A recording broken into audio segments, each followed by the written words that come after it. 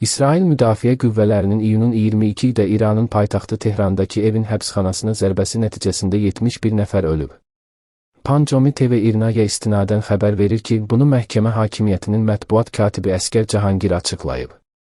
Rəsmi statistikaya görə evində zərbə nəticəsində 71 nəfər ölüb, o bildirib.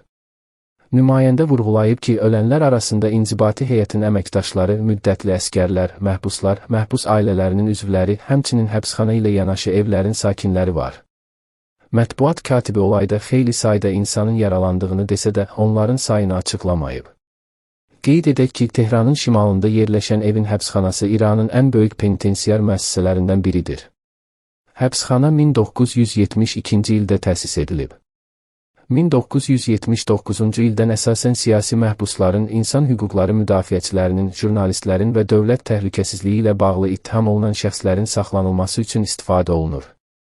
Evin kobud rəftar, işgəncələr, habelə vəkillərə və tibbi yardıma çıxışın məhdudlaşdırılması barədə məlumatlar səbəbindən beynəlxalq insan hüquqları təşkilatları tərəfindən mütəmadi olaraq tənqid obyektinə çevrilir.